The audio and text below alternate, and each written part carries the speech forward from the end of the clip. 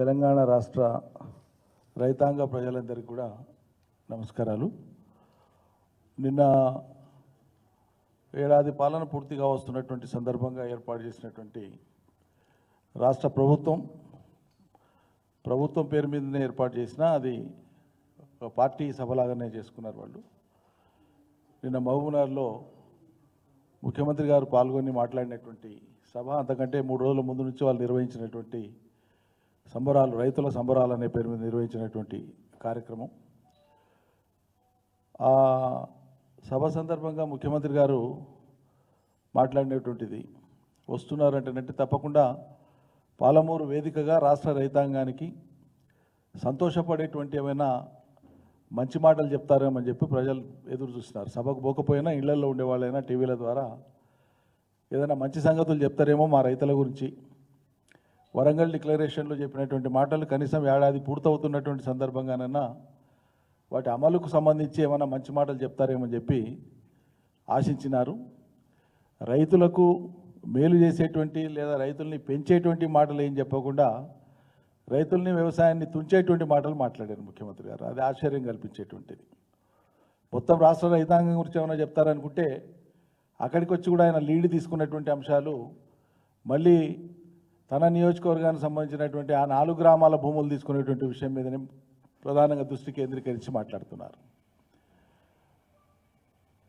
ఆ మాట్లాడినటువంటి భాషలో కూడా ఎవరో ఏదో అడ్డుపడుతున్నట్లు, అడ్డుపడితే నేను తొక్కుకుంటానన్నా సరే పోయి నేను చేస్తా ఈ పనులు ఆ పనులు అని చెప్పి మాట్లాడుతున్నాను. అడ్డుపడింది ఎవరు?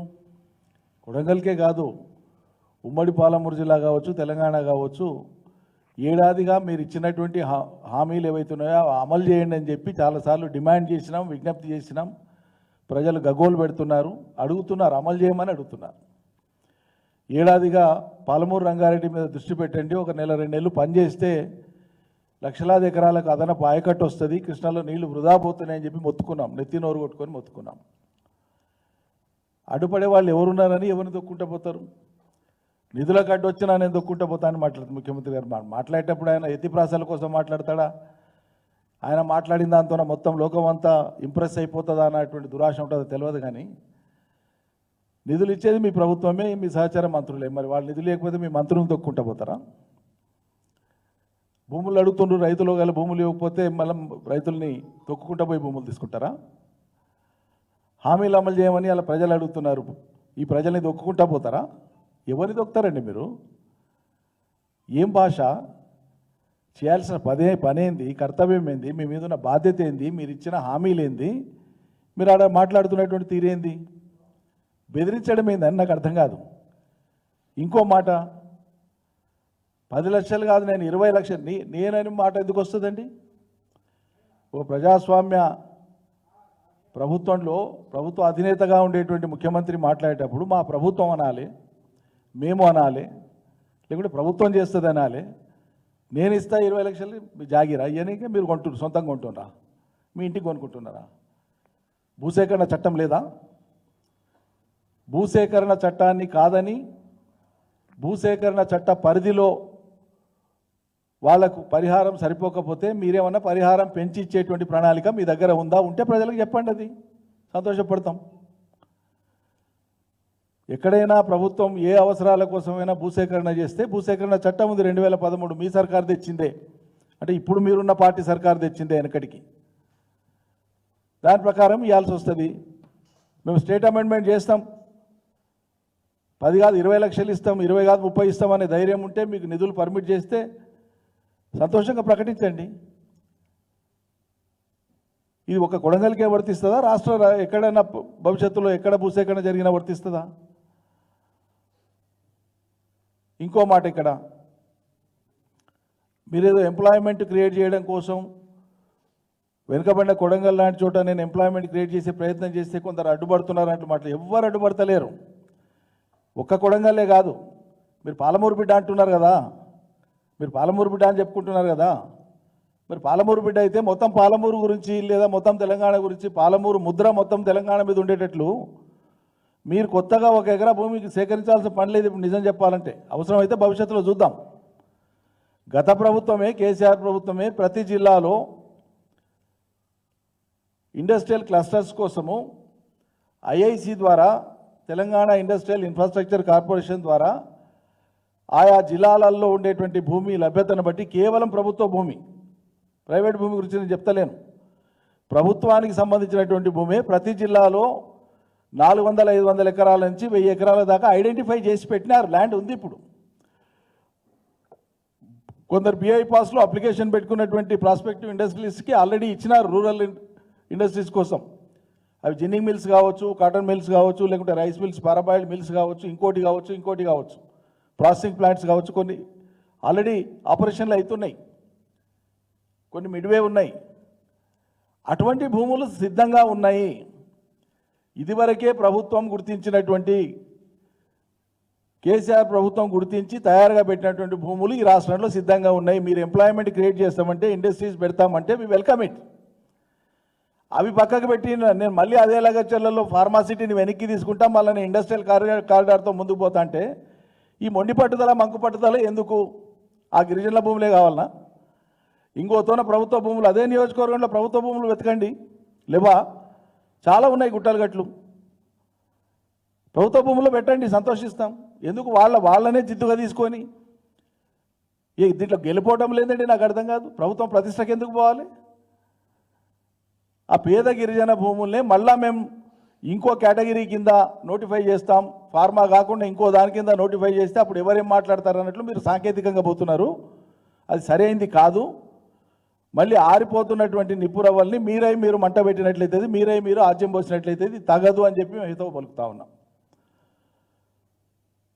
పాలమూరు సభలో మాట్లాడుకుంటూ ముఖ్యమంత్రి గారు తనకేదో ఆవేదన ఉన్నట్లు, మొత్తం పాలమూరు బతుకు చిత్రాన్ని మొత్తం మార్చడానికి వీరభోగ వసంతరాయల్లాగా తానే ముందుకు వచ్చినట్టు సంతోషం. ప్రజాస్వామ్యం గురించి చాలా గొప్పగా మాట్లాడుతున్నాను.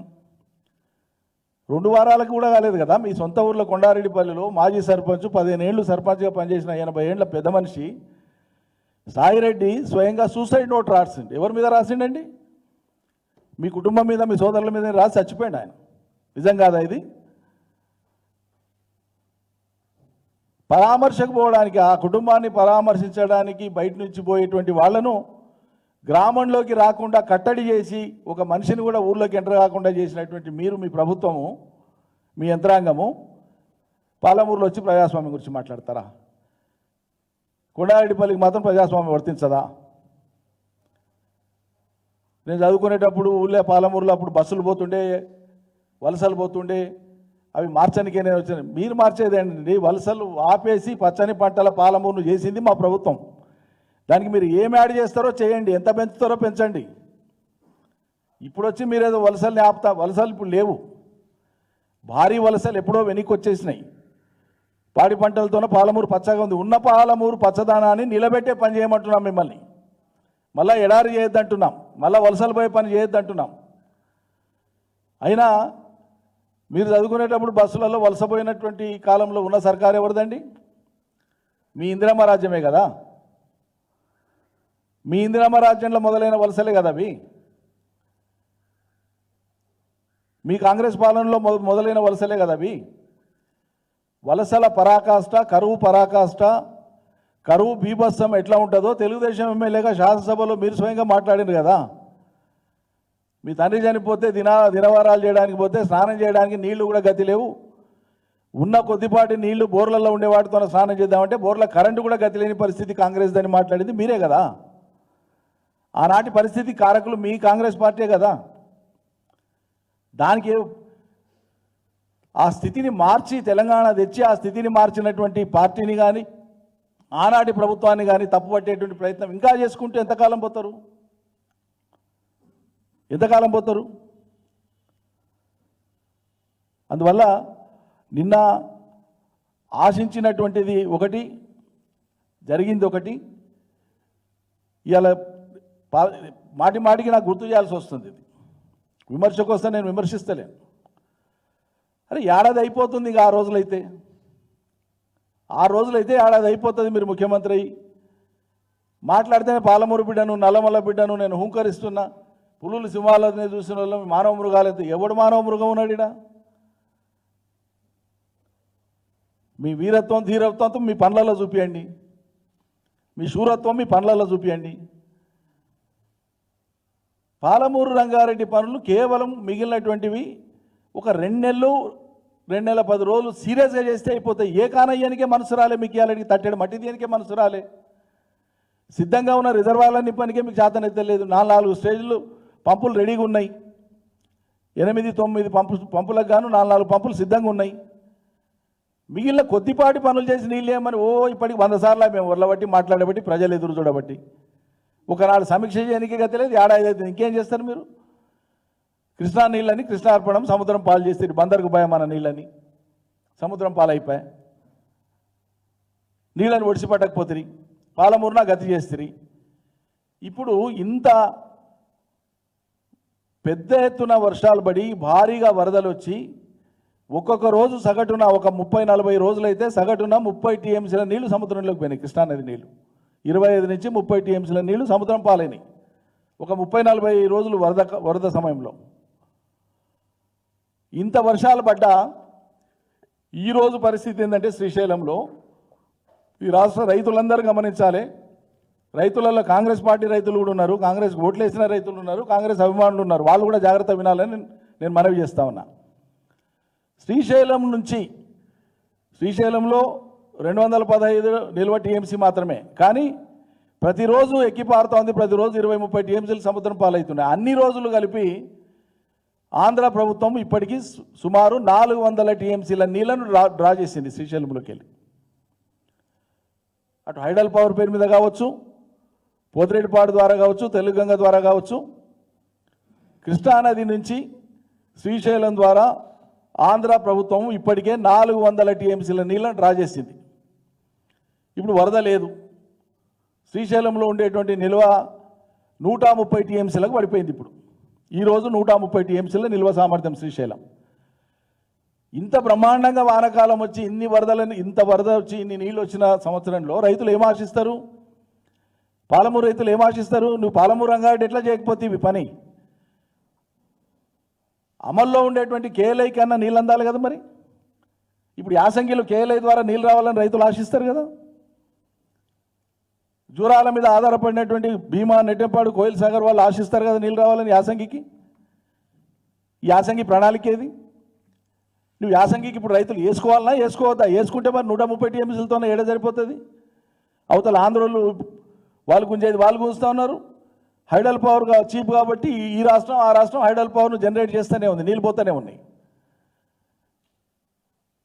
పవర్కి ప్రత్యామ్నాయం ఉంది. ₹1 ఎక్కువ ఖర్చు పెట్టినా ఇంకో పవర్ వస్తుంది మనకు. కానీ నీళ్ళు వస్తాయా? ఉన్న నీళ్ళని పోగొట్టుకొని సేద్యం బంద్ పెడదామా యాసంగిన? మీరు లెక్కలేసుకుంటే హైడల్ పవర్ కంటే మిగతా అన్ని పవర్లు కూడా కాస్ట్లీ. హైడల్ పవర్ చీప్ కాబట్టి మేము చీప్ ఉంది కాబట్టి ప్రొడ్యూస్ చేస్తున్నాం అంటారు. మరి నీళ్ళు ఎక్కడి నుంచి వస్తాయి? యాసంగికి నీళ్లు కావాలంటే నీళ్లు ఒడిసి పట్టుకోవాలన్నా లేదా? నీళ్ళు ఆదా చేసుకోవాలన్నా లేదా? మరి రైతుల ప్రయోజనం మీకు ఉన్నట్లా? రైతు సంబరాలు చేస్తున్నారు కదా. పాలమూరు రైతులకు యాసంగి పంట వేసుకోవాలన్నా వేసుకోవద్దా చెప్పి రావాలి కదా. మరి సంబరాలు చేసినప్పుడు వానాకాలం సీజన్ అయ్యేపాయ్, 70% హార్వెస్టింగ్ అయిపోయింది ఇప్పటికే. యాసంగికి తయారవుతున్నారు రైతులు. యాసంగి రైతు భరోసా గురించి ఏం చెప్పకపోతే నిన్న యాసంగి పంటలు వేసుకోవాలన్నా లేదా, నీళ్ళు ఇస్తావా లేదా చెప్పకపోతే అంటే ఎక్కడ మీకు ముందు చూపున్నట్లు? ఏ ముందు చూపుతో మీరు పాలమూరు రైతులకు కానీ తెలంగాణ రైతులకు కానీ మీరు దారి చూపిస్తున్నారు లేదా భరోసా ఇస్తున్నారు? ఇంకో ముఖ్యమైనటువంటిది, ఈ సన్నబొడ్లకు సర్కారు కొంటది మేము బోనస్ ఇస్తాం, సర్కారు కొంటది మేము బోనస్ ఇస్తామని ఆశలు పెట్టి తీరా వీళ్ళు చేస్తున్నది చేసింది, ఇదివరకు చేసింది ఇప్పుడు ఇంకా చేస్తున్నది కళాలల్లా. వడ్లు వస్తే సంచులు లేవని, కాంటాలు అయితే లేవని, మిల్లర్లు ఆపుతున్నారని రకరకాల కారణాలు చెప్పి కల్లాలకు ఒడ్లు తీసుకుపోయినటువంటి రైతులు పడిగాపులు కాసేటట్లు చేశారు. ఒక ఉద్దేశపూర్వకంగా పథకం ప్రకారంగా. అంటే మాయిశ్చర్ మొత్తం పోయినాక కూడా ఏమీ లేకుండా 0 మాయిశ్చర్కి వచ్చినాక కూడా 14% పర్మిసిబుల్. 0 మాయిశ్చర్ ఉంటే కూడా అంటే అసలు ఇక మాయిశ్చర్ కంటెంటే లేదు దాంట్లో, కంప్లీట్గా 100% డ్రై అయినాయి అనుకునేటువంటివి ఉంటే రైతుకు తూకం తగ్గిపోతుంది. 14% అంటే ఎంత తగ్గిపోతుంది? ఇక దీన్ని బోర్ల పోసేది ఎందుకని చెప్పి దళారులను మిల్లర్లను ఆశ్రయించి 2300 2400కి రైతులు అమ్ముకున్నారు చాలా మటుకు. అంటే వీళ్ళ ఉద్దేశం ఏంది? ఇస్తాము కొంటామని చెప్పడమే కానీ ఎక్కువ మంది కొనుగోళ్లకు రాకుండా నివారించే పరోక్ష మార్గాలు ఏంది అనేది వెతికి దాన్ని అమలు చేశారు. ఈ ఏడాది కాలంలో కరెంటు అస్తవ్యస్తంగా వచ్చిన కారణంగా రాత్రిపూట మోటార్లకు పోయి పాములు కరిసి కరెంటు షార్ట్లు తగిలి పురుగుమందు దాగి రకరకాలుగా సుమారు 565 మంది రైతుల మరణాలైనాయి నిన్నటి దాకా. ఈ సర్కారు కొలువు తీరినప్పటి నుంచి ఇప్పటిదాకా జరిగినటువంటి రైతు మరణాలు 565. ఇవి రికార్డులో ఉన్నాయి, మీడియాలో వచ్చినాయి నమోదైనటువంటి మరణాలు ఇవన్నీ కూడా. పత్తి 7,521 రూపాయల కనీస మద్దతు ధర ఉంటే తెలంగాణలో 5,000కు మించి రైతులు అమ్ముకోలేకపోయారు సగటున. ఉత్తన 5,500 అమ్ముకున్నారు, ఉత్తన 4,800 అమ్ముకున్నారు. సగటున 5,000 రూపాయలకు మించి క్వింటాల్ పత్తి అమ్ముకోలేదు తెలంగాణ రైతులు. ఎంఎస్పి మళ్ళీ 7,521 రూపాయలకు అమ్మాలి కదా, ఎందుకు చర్యలు తీసుకోలే? మరి కేసీఆర్ సర్కారులో మేము సిసిఐని దారిలో పెట్టి జిన్నింగ్ మిల్స్ వాళ్ళని దారిలో పెట్టి కాటన్ ట్రేడర్స్ని దారిలో పెట్టి ఎంఎస్పి కంటే ₹1 తక్కువ పోకుండా మేము ఎందుకు అమ్మిపించినాం, మళ్ళీ మీరు ఎందుకు అమ్మిపోయలేకపోయినరు? మీరు ఎందుకు ఇవ్వలేకపోయినరు? మక్కలకేది మద్దతు ధర మీరు ప్రకటించినటువంటిది? మరణించిన రైతుల బీమా ఎందుకు జమ కావట్లేదు? అడ్వర్టైజ్మెంట్లలో జమ అవుతుంది రైతుల బీమాకి ఇంత అని, రైతుల ఖాతాలకు ఎందుకు జమ కాలేదండి? ఈ కొనుగోళ్లు, ఉచిత కరెంటు ఇవేదో మీరు వచ్చినాక కొత్తగా ప్రారంభించినట్లు కొత్త వేషం వేసి చూపించే ప్రయత్నం చేస్తున్నారు. అవన్నీ అడ్వర్టైజ్మెంట్లలో లెక్కలేసి ఏడాదికి రైతులకు 60,000 కోట్లు ఖర్చు చేసిన రైతు సర్కార్ అని చెప్పి గొప్పలు చెప్పుకుంటున్నారు. ఇంకో దిక్కేమో వాస్తవంగా ఇది ఎంత డొల్లతనం అనేది మేము ఆనాడు కూడా చెప్పినాము. కానీ రూపాయి వచ్చే కాడ ఇంకో రూపాయి అదనంగా వస్తుంది అంటేనంటే కష్టపడేటువంటి ప్రజలు ప్రత్యేకంగా రైతులు ఆశపడతారు, తప్పులేదు వాళ్ళ ఆశలో, వస్తుందేమో అనే ఒక నమ్మకం. కానీ అది ఎట్లా వస్తుంది, సాధ్యమా అసాధ్యమా అనేటువంటి మీమాంసలోకి పోరు రైతులు. దాంతోనే వాళ్ళకి ఎలా మోసం జరిగిపోయింది. ఎన్నికలలో అని చెప్పారు రైతు భరోసా 10,000 బదులు 15,000 అన్నారు, రైతు కూలీలకు ఇస్తామన్నారు, కౌలు రైతులకు ఇస్తామన్నారు. సరే, దాంతోపాటు బోనస్ చెప్పుకొచ్చింది, ఇవన్నీ చెప్పారు. బోనస్ ఇచ్చేటప్పుడు సన్నవడ్లకు అన్నారు, ముందు సన్నవడ్లకు అనలే, బోనస్ అన్నారు, వరి మొత్తానికి బోనస్ అన్నారు. తర్వాత మాట మార్చి సన్నవడ్లకు మాత్రమే అన్నారు. సరే, సన్నవడ్లకే తీసుకుందాం. ఈరోజు నేను చాలా వివరణాత్మకంగా చెప్తున్నా, దయచేసి ప్రతి ఒక్కరూ దీన్ని ఆలోచించమని కోరుతున్నా. ప్రభుత్వం యొక్క డొల్లతనం, మోసతనం ఎట్లా దాగి ఉందో ఇందులో అర్థం చేసుకోమని చెప్తున్నాను. ఇప్పుడు రైతు భరోసా ఇవ్వడానికే ఒక సీజన్ ఎగ్గొట్టిండ్రు, వానకాలం లేదని చెప్పేసి చేతులు ఎత్తిండ్రు. ఈ సీజన్కి వచ్చే వరకు వ్యవసాయ మంత్రి గారితో మెల్లగా ఏరు చేసిండ్రు, ఓ మాట చెప్పిచ్చిండ్రు, ఇట్లా వదిలిపించిండ్రు. మాకు బోనస్ పైసలే చాలా దండిగా వస్తున్నాయి, ఇంకా మాకు రైతు బంధు ఎందుకు అని అంటున్నారు కొంతమంది అని. అంటే రైతులే అట్లా అంటున్నారని ఒక మాట ప్రచారం చేసి దాన్ని ఎగ్గొట్టడానికి ఒక ప్రణాళిక వెళ్తున్నారు. సన్నాలకు మీరు ఇవ్వదలుచుకున్నటువంటి బోనస్ నిజమే అయితే 2-3 సూక్ష్మమైనటువంటి అంశాలు నేను మీ దృష్టికి తీసుకొని వస్తున్నా. మన రాష్ట్రంలో మొత్తం సాగైనటువంటి వరి ప్రభుత్వ లెక్క నేను చెప్పేది 66,78,000 ఎకరాలలో వరి సాగైంది. ప్రభుత్వం విడుదల చేసినటువంటి లెక్క నేను చెప్పేది. అందులో సన్నాలకు సంబంధించినటువంటివి 40,55,000 ఎకరాలు సన్నాలు, అంటే 61% టోటల్ ప్యాడీ కల్టివేషన్లో 61% సన్నాలు ఉన్నాయి. ఈసారి ఎందుకు వేసిండ్రు సన్నాలు రైతులు ఎక్కువ? ప్రభుత్వం బోనస్ ఇస్తుందన్నందుకు ఆశపడేసిండ్రు. ఇందులో సీడ్ కోసం ఉండేటువంటి, అంటే విత్తనాల కోసం పోయేటువంటి మార్కెట్కి అమ్మకానికి రాకుండా విత్తన సంస్థలకు, ప్రైవేట్ కానీ ప్రభుత్వం కానీ విత్తన సంస్థలకు అమ్మేటువంటి వరి సుమారు 4.5 లక్షల ఎకరాలలో ఉంటుంది. అంటే అప్పుడు మనకు మిగిలేది నికరంగా 36 లక్షల ఎకరాలలో ఉండేటువంటి వరి ఉంటుంది. ఏది మార్కెట్కి వచ్చేటువంటిది సన్నాలది. 36 లక్షల ఎకరాల వరి సన్నాలు ఒకవేళ మార్కెట్కి వస్తే ప్రభుత్వం రావాలని కదా ఆశించింది. 500 మేము బోనస్ ఇస్తామని కదా వాళ్ళు ఇన్వైట్ చేసింది, ఆహ్వానించింది. ప్రభుత్వం ఇచ్చేటువంటి సగటు ఉత్పత్తి ఒక ఎకరాకు సరాసరి 2.2 టన్స్, అంటే 22 క్వింటాలు. వాస్తవంగా 25-30-35 క్వింటాలు వస్తాయి రైతులకు, బాగా పండించే వాళ్ళకు. కానీ సగటు తీసుకునేది ప్రభుత్వం లోయెస్ట్ యావరేజ్ తీసుకున్నది. అతి తక్కువ వస్తే కూడా గరిష్ట ఎంత వస్తుంది అంటే కనిష్టంగా 22 క్వింటాలు వస్తుంది ఎకరాకు అని తీసుకున్నది సర్కారు తీసుకున్న లెక్క. అది చాలా తక్కువ. ఆ లెక్క తీసుకుంటే 36 లక్షల ఎకరాలలో ఎకరాకు 22 లక్షల క్వింటాల చొప్పున వస్తే సుమారు ఇది 80 లక్షల మెట్రిక్ టన్నులు, సుమారు దగ్గర 80 లక్షల మెట్రిక్ టన్నుల ఉత్పత్తి వస్తుంది సన్న వడ్లు. ఇందులో పండించినటువంటి రైతులు తమ కోసం, సన్న చిన్నకారు రైతులు మొత్తం అమ్మేస్తారు, ఉంచుకోరు వాస్తవంగా, ఎందుకంటే కంట్రోల్ బియ్యం వస్తాయని, కంట్రోల్ బియ్యం కూడా సన్నగా వస్తున్నాయని వాళ్ళు మొత్తం బియ్యం అమ్మేస్తారు, మొత్తం వడ్లు అమ్మేస్తారు. మధ్యతరగతి ఎగువ మధ్యతరగతి వాళ్ళు కనుక ఒకవేళ ఉంచుకున్నారనుకుంటే కూడా ఒక 10 లక్షల మెట్రిక్ టన్నులు వాళ్ళు ఉంచుకుంటే అప్పటికి ఉత్పత్తి అయినటువంటి దాంట్లో సుమారు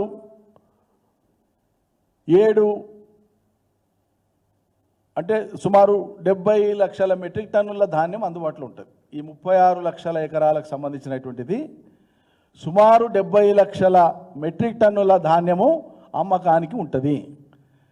70 లక్షల మెట్రిక్ టన్నులు అంటే 70 లక్షల మెట్రిక్ టన్నులు ఇంటూ 22 క్వింటాలు వేయండి, ఒక టన్నుకు 10 కదా, ఎంత అవుతుంది లెక్కేయండి మీరు దయచేసి. టీవీ చూసేవాళ్ళు కూడా లెక్కలేయండి ఒకసారి. ఈ లెక్కలని ప్రభుత్వం ఇచ్చిన లెక్కలు నేను మాట్లాడి, నా సొంత లెక్క కాదు. ఎన్ని ఎకరాలలో పంట ఉంది, ఎంత పంట పడుతుంది ఎకరా కానీ ప్రభుత్వం చెప్పింది. దానికి మనం లెక్క కడితే సుమారు 7 కోట్ల క్వింటాళ్ళు అవుతాయి. క్వింటాళ్ళ లెక్కన తీసుకుంటే 7 కోట్ల క్వింటాళ్ళు అవుతాయి. 7 కోట్ల క్వింటాళ్ళ వరకు 500 చొప్పున బోనస్ ఇస్తే సర్కారుకు తక్కువ 35,000 కోట్ల రూపాయలు అవుతుంది. 35,000 కోట్లు అంటే నేను చెప్పిన లీస్ట్ ఫిగర్సు గవర్నమెంట్ ప్రాతిపదికగా ప్రకటించినటువంటి ఫిగర్సే నేను మాట్లాడుతున్నాను. ఒకటి కూడా నా సొంతం లేదు ఇందులో. ప్రభుత్వం ప్రకటించినటువంటి ఆయకట్టు విస్తీర్ణము, అందులో సన్నాలు, అందులో సొంతానికి వాడుకోనికి పోయేవి, సీడుకు పోయి బోంగా మార్కెట్కి వచ్చేవి లెక్కేస్తే అన్ని క్వింటాలు అవుతాయి. అన్ని క్వింటాలకు ఇంటూ 500 మీరు ఇస్తే తక్కువ 35,000 కోట్లు అవుతుంది. ఇక్కడ ఆలోచించాల్సింది రైతులు, కేసీఆర్ ఇచ్చినట్లు 10,000 ఎకరాకు రైతు బంధు ఎన్నికనే గతి లేదు, 7,500 కోట్లు ఎన్నికనే గతి లేదని చేతులు ఎత్తేస్తారు. మీరు 35,000 కోట్ల రూపాయలు బోనస్ రైతాంగానికి ఎట్లా గెలిచిస్తారు అంటే అమ్మకు బువ్వ పెట్టడానికి చేత కాదు కానీ చిన్నమ్మకు బంగారు గాజులు చేపిస్తా అంటే ఇట్లే ఉంటుంది. అరచేతిలో వైకుంఠం చూపించడం, తడిగుడ్డతో మోసం చేసి రైతుల యొక్క గొంతు కోయడం తప్ప ఇంకేం కాదు ఇది. రైతు బంధు ఎగవేతకు మార్గాలు అన్వేషించడం తప్ప ఇంకేం కాదు ఇది. ఇతర ధాన్యాలకు మద్దతు ధర లేదు, ఇతర వ్యవసాయ ఉత్పత్తులకు ఎట్లాగో మద్దతు ధర లేదు. మీరు పట్టి వేలాడి చాలా జిద్దుగా ఇగో ఇది రైతు ప్రభుత్వం, మేము సంబరం చేస్తున్నాం, మేము బోనస్ ఇచ్చినాం.